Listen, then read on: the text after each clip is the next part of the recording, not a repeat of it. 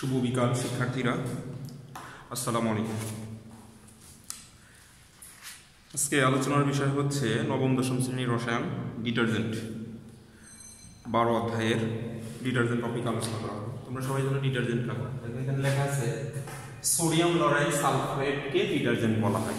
আর কোনো বই লেখা আছে সোডিয়াম লরাইড সালফোনেট। সালফেট আর সালফোনেট একই। এখন প্রশ্ন হলো, এর সংজ্ঞা থেকেই এর অনেক কিছু বোঝা যায়। যেমন ধরো এখানে আছে সোডিয়াম, তারপর আছে এখানে ধরো লরাইড সালফেট কে ডিটারজেন্ট বলা হয়।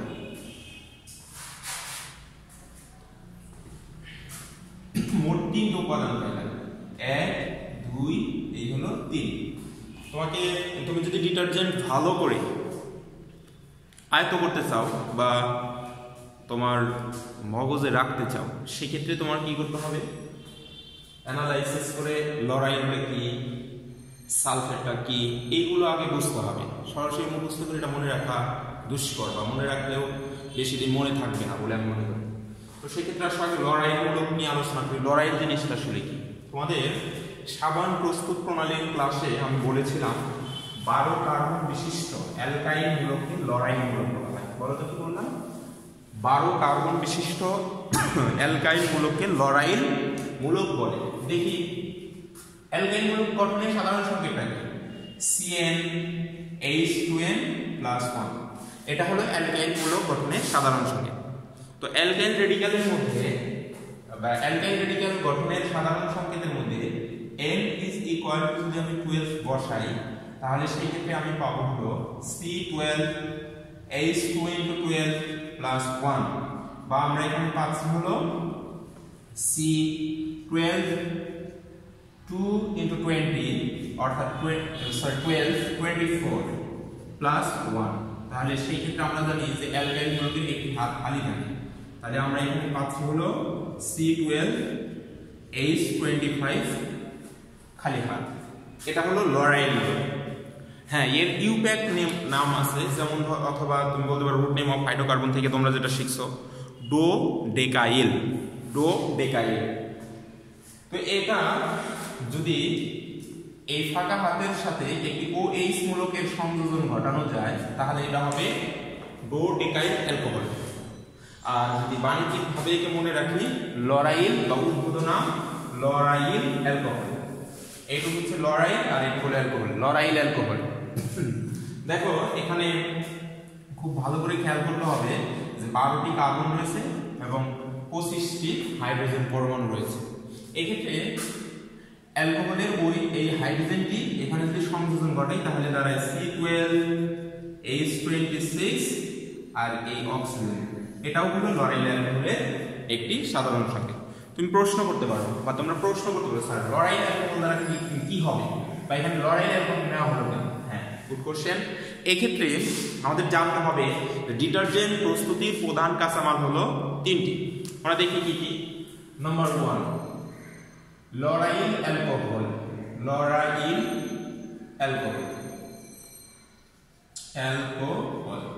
আচ্ছা। Number 2 sodium hydroxide. Number 3 sulphuric acid. এই 3টি কাঁচামাল থেকে আমরা ডিটারজেন্ট প্রস্তুত করতে পারি। Lauryl alcohol, sodium hydroxide and sulphuric acid থেকে আমরা ডিটারজেন্ট প্রস্তুত করতে পারি। তো এক্ষেত্রে আমাদের লরাইল অ্যালকোহলের গঠন বা আণবিক সংকেত নিয়ে একটু আলোচনা করার দরকার। তাহলে খুব সহজেই আমরা বিক্রিয়াটি মনে রাখতে পারবো ডিটারজেন্ট প্রস্তুতির। তো ধরো এখানে আমি লিখলাম লরাইল অ্যালকোহলের গঠন আণবিক সংকেত একটু আগে আমরা লিখেছি 12 কার্বন বিশিষ্ট অ্যালকাইল মূলককে লরাইল মূলক বলা হয়, আর 12 কার্বন বিশিষ্ট অ্যালকোহলকে লরাইল অ্যালকোহল বলে। আমরা লিখি C12H25 bond OH, this is lauryl alcohol. এখানে যেহেতু 12টি কার্বন রয়েছে, এই 12টি কার্বনকে যদি আমি শিকল গঠন করি, বৃহৎ আকৃতির একটি শিকল পাওয়া যাবে। 1 2 3 4 5 6 7 8 9 10 11, এই হলো 12, আর লাস্ট হলো OH। তোমরা সবাই জানো যে প্রতিটি কার্বনের 4টি বন্ড থাকবে, কারণ এর যোজনী হচ্ছে 4। সো আমরা কি করব, 4 হাত সমতা করব। কার্বন কার্বন একক বন্ড দেওয়ার পর বাকি হাতগুলো আমরা কি দ্বারা পূর্ণ করব, হাইড্রোজেন দ্বারা, কারণ এটা একটা হাইড্রোকার্বনের জাতক। তাহলে 1 2 3, এখানে হলো 3 হাইড্রোজেন, 1 2 2 হাত পূর্ণ রয়েছে, দুটি হাত ফাঁকা রয়েছে, তার জন্য CH2 বন্ড, এখানেও CH2, অনুরূপভাবে ভিতরের সবগুলো আমরা CH2 দ্বারা সমতা করে নিচ্ছি। আচ্ছা, তাহলে এটি হলো গাঠনিক সংঘের লরাইল অ্যালকোহল। আচ্ছা, এই যে এত বড় বিশাল একটা শিকল, এই শিকলকে সাধারণত খাতায় লিখতে গিয়ে শিক্ষার্থীদের খাতায় জায়গার সংকলন হয়। এর জন্য যারা শিক্ষাবিদ তারা এটাকে, বা যারা রসায়নবিদ তারা এটাকে কিভাবে প্রেজেন্ট করেছেন, এখান থেকে CH2 দুই হাত ফাঁকা বা খালি থাকলে যে অ্যালকাইল মূলকটি থাকবে সেটাকে, দুই হাত ফাঁকা অবস্থায় দুটি হাইড্রোজেন দ্বারা পূর্ণ থাকলে সেটা হচ্ছে মিথিলিন মূলক। তুমি একটু ভালো করে খেয়াল করো, কার্বনের যোজনী হচ্ছে 4, এটির 4টি হাত ফাঁকা, এটা হলো একটা মুক্ত কার্বন। এর সাথে তুমি যদি দুই পাশে দুটি হাইড্রোজেন পরমাণু দাও, তাহলে এর গঠন দাঁড়ালো CH2 বন্ড। এটার নাম হচ্ছে মিথিলিন মূলক। বলো তো কি, মিথিলিন মূলক। আচ্ছা, এখন তুমি আসো, পরবর্তীতে তুমি আরো একটা হাইড্রোজেন সংযোজন ঘটাতে, তো এখানে তুমি এবার 3 নম্বর হাইড্রোজেন দিলা, তখন এটা দ্বারায় এর গঠন দাঁড়ালো CH3, 1 2 3, এই এক হাত ফাঁকা, এটার নাম হচ্ছে মিথাইল মূলক, মিথাইল মূলক। আর যখন তুমি বাকি হাতটা অপর আরো একটি হাইড্রোজেন দ্বারা পূর্ণ করলা, তখন এর কোনো খালি হাত রইল না, তখন এটি হচ্ছে যৌগ মিথেন, যার নাম হচ্ছে কি, মিথেন। তাহলে নরমালি কার্বন, এটা হচ্ছে কার্বন পরমাণু, এটা হচ্ছে মিথিলিন মূলক, এটা হচ্ছে মিথাইল মূলক, আর এটা হচ্ছে মিথেন। কার্যকরী মূলক অথবা যৌগমূলক, কিন্তু এটা হলো তোমার একটি যৌগ। তুমি খুব ভালো করে খেয়াল করবা, যেহেতু একটি কার্বনের সাথে দুটি হাইড্রোজেন পরমাণু থাকার পর দুটি হাত যদি ফাঁকা থাকে বা খালি থাকে, তাকে মিথিলিন মূলক বলে। এক্ষেত্রে এই যৌগে মিথিলিন মূলক কয়টা আছে, 1 2 3 4 5 6 7 8 9 10 11। এখান থেকে তুমি 10টি মিথিলিন মূলক কমন নাও, তাহলে তোমার এই 10টি তুমি এইভাবে লিখতে পারো, CH2 ব্র্যাকেট অফ 10, এই পাশে তোমার রয়েছে CH2 বন্ড OH, এই পাশে রয়েছে তোমার CH8। তুমি বলতে পারো টিচার এখানে CH2 কে কমন নিয়ে আপনি 11 করলেন না কেন? হ্যাঁ, গুড কোশ্চেন। আসলে মূলত এটা নেওয়া হয়নি এই জন্য, বিক্রিয়ার রিঅ্যাকশন এর সমতা করার সময় বা বিক্রিয়ার রাসায়নিক সমীকরণকে সমতা করার সময় এই মিথিলিন মূলকটা বাইরে রাখলে আমাদের সুবিধা হবে। এর জন্য আমি এভাবে রেখে দিলাম, অথবা তুমি এভাবে বিক্রিয়ার অংশগ্রহণ করাতে পারো, অথবা আণবিক সংকেত দিয়েও তুমি বিক্রিয়ার সমীকরণ করাতে পারো। তাহলে চলে এখন কিভাবে ডিটারজেন্ট প্রস্তুত করে সেই বিক্রিয়াটা আমরা একটু দেখি। তো ডিটারজেন্ট প্রস্তুতির বিক্রিয়ার মধ্যে যদি আমরা লক্ষ্য করি, সেক্ষেত্রে আমরা কি দেখতে পাবো? সেক্ষেত্রে আমরা দেখতে পাবো এখানে দেওয়া আছে হলো নাম্বার 1, দুটি রুল মনে রাখতে হবে। বেসিক রুল নাম্বার হচ্ছে 1, প্রথমে তুমি নিবা হচ্ছে লরাইল অ্যালকোহল, তার সাথে তুমি যোগ করলা হলো সালফিউরিক অ্যাসিড H2SO4। বিক্রিয়া করলে যেটা উৎপন্ন হবে সেটা হলো লরাইল বাইসালফেট। আচ্ছা, এবং তার সাথে কিছু পানি উৎপাদন হবে। এই লরাইল বাইসালফেটের সাথে তুমি আবার যোগ করবা হলো 3 নম্বর কাঁচামালটি, সেটাকে আমরা রুল 2 দিয়ে প্রকাশ করব, বেসিক রুল 2। আচ্ছা, 2 দিয়ে যদি আমরা প্রকাশ করি, সেক্ষেত্রে আমরা যেটা পাবো সেটা হলো লরাইল। এখন এই লরাইল বাইসালফেট নিয়ে আসবে এখান থেকে, lauryl bisulphate sulphate, lauryl bisulphate. এর সাথে আমরা যোগ করলাম সোডিয়াম হাইড্রোক্সাইড, যোগ করলে আমরা পাবো হলো সোডিয়াম লরাইল সালফেট অর্থাৎ detergent, sodium lauryl sulphate, sulphate detergent, sorry পানি পাবো কিছু এখানে, যেটা হচ্ছে ডিটারজেন্ট আর কি H2O। আচ্ছা চলো এখন আমরা দেখি কিভাবে বিক্রিয়াটা করে। এখানে ধরো আমি দিয়ে দিলাম হলো, এখানে দিয়ে দিচ্ছি হলো লরাইল অ্যালকোহল। লরাইল অ্যালকোহল একটু আগে আমরা দেখে এসেছি CH3 bond CH2 into 10 bond CH2 bond OH, এটা হলো লরাইল অ্যালকোহল।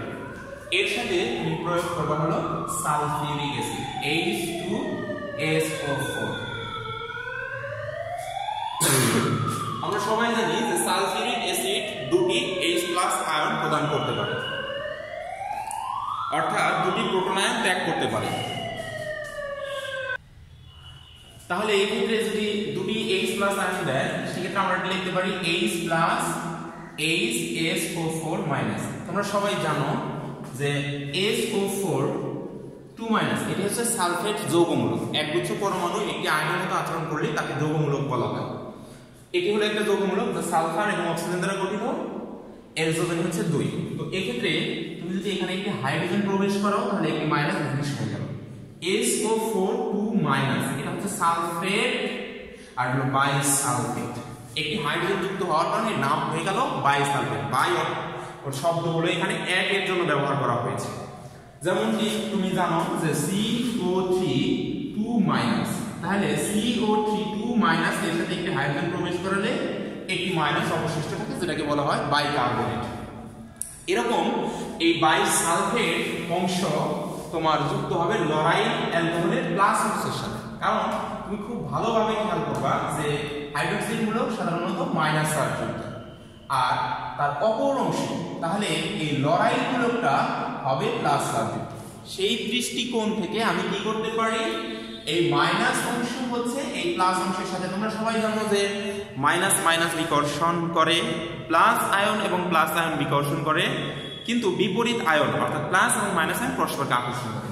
তাহলে সেই দৃষ্টিকোণ থেকে এই H+ এবং OH মিলে এখানে তৈরি করলো H2O, আর এই লরাইল মূলকের সাথে এই বাইসালফেট যুক্ত হলো, অর্থাৎ এখানে দাঁড়াইলো CH3 bond CH2 into 10 bond CH2, আর লেখার সুবিধার্থে এই H টা উল্টা পাশে চলে যাবে, অর্থাৎ SO4H লিখে দিলাম। খেয়াল করবা এখানে, তাহলে এই অংশটা হচ্ছে বাইসালফেট, এই অংশটুকু হলো বাইসালফেট আর এইটুকু হলো লরাইল, সরি এই অংশটা হচ্ছে বাইসালফেট আর এইখান থেকে এইটুকু হলো লরাইল। তাহলে যৌগটির নাম হলো লরাইল বাইসালফেট, লরাইল বাইসালফেট। এই লরাইল বাইসালফেটকে এবার এখানে নিয়ে আসো, বিক্রিয়া করো CH3 বন্ড CH2 ইনটু এখানে 10 বন্ড CH2 বন্ড SO4H, এর মধ্যে তুমি নিয়ম অনুসারে সোডিয়াম হাইড্রোক্সাইড যোগ করতে যাচ্ছ, সোডিয়াম হাইড্রোক্সাইড। তাহলে তুমি ভালো করেই জানো, তোমরা সবাই জানো যে ক্ষারের ধাতব অংশ হচ্ছে প্লাস চার্জ যুক্ত, তার জন্য সোডিয়ামের মাথায় প্লাস দিলাম আর OH মাইনাস হচ্ছে মাইনাস চার্জ যুক্ত। অনুরূপভাবে এখানে তুমি জানো সালফেটের হাইড্রোজেন হচ্ছে প্লাস চার্জ যুক্ত, হাইড্রোজেন হলো প্লাস চার্জ যুক্ত, আর অক্সিজেন হচ্ছে এখানে মাইনাস চার্জ যুক্ত। তাহলে খুব ক্লিয়ার একটা বিষয় যে এই প্লাস অংশ কি করবে, এই মাইনাস অংশকে আরো একবার ধরে এখানে আরেকটা পানির অণু গঠন করবে, গঠন করলে এখানে H2O। ওকে, এখন দেখো তুমি যে অংশটা এখানে অবশিষ্ট রয়েছে সেই অংশটা হলো এই সালফেট আর লরাইল, আর এখানে আছে সোডিয়াম। তো নিয়ম অনুসারে তোমরা জানো যে যৌগ গঠন বা যৌগ লিখিবার সময় ধনাত্মক অংশ সামনে লিখতে হয়, ঋণাত্মক অংশ পিছনে লিখতে হয়। হ্যাঁ, এই ক্ষেত্রে মনে রাখতে হবে যদি কোনো জৈব যৌগের গঠনে ধাতব পরমাণু আসে তাহলে সেই ক্ষেত্রে সেই ধাতব পরমাণুটি পরে স্থান দিতে হবে। সেই দৃষ্টিকোণ থেকে এটা যা আছে তাই আমি লরাইল সালফেট ওই পাশে নিয়ে যাচ্ছি। এই লরাইল অংশ লিখবো এখানে CH3 বন্ড CH2, তোমাদের আমি লরাইল লেখা শিখেছি CH2 বন্ড SO4 বন্ড এই সোডিয়াম অংশ এখানে চলে আসবে। বন্ড এখানে দিলেও চলবে না দিলেও চলবে। সেই ক্ষেত্রে দেখো এখানে তুমি তিনটি অংশ পেয়েছো, একটা হলো এই সোডিয়াম অংশ পাইলা, আর একটা হচ্ছে সালফেট অংশ পেয়েছো, আর একটা পেয়েছো তুমি কি লরাইল অংশ। এক্ষেত্রে খুব সহজ একটা বিষয় হলো এর নাম লেখার সময় অবশ্যই ধাতব অংশের নাম আগে লিখতে হবে। তাহলে নাম্বার 1 এর নামটা আগে লিখবা, তারপর হচ্ছে লরাইলের নামটা লিখবা, তারপরে সালফেটের নাম লিখবা। তাহলে নাম কি দাঁড়াইলো সোডিয়াম, এই হলো সোডিয়াম সোডিয়াম, আর এইটুকু হলো লরাইল লরাইল, আর এই হলো তোমার সালফেট সালফেট। তাহলে দাঁড়াইলো হলো সোডিয়াম সোডিয়াম লরাইল সালফেট। এটাই হলো ডিটারজেন্ট।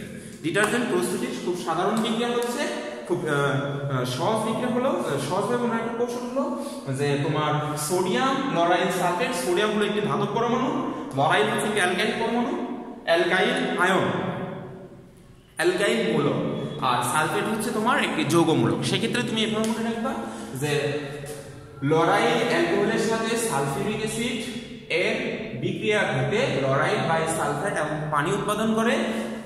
অপরদিকে উৎপন্ন লরাইল বাই সালফেট সোডিয়াম হাইড্রোক্সাইডের সাথে বিক্রিয়া করে সোডিয়াম লরাইল সালফেট এবং পানি উৎপাদন করে।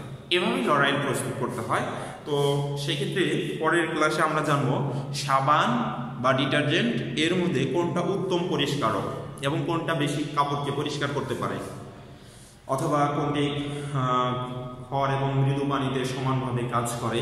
এই প্রশ্নগুলো নিয়ে পরবর্তী ক্লাসে হাজির হবো। আর একটা বিষয় হলো পরবর্তী ক্লাসে আমরা হলো এমসিকিউ টেস্ট এবং সৃজনশীল সমাধান নিয়ে আলোচনায় আসবো। আশা করি তোমরা সেই ক্লাস পর্যন্ত অপেক্ষা করবে। আজকের মতো এখানে শেষ। আসসালামু আলাইকুম।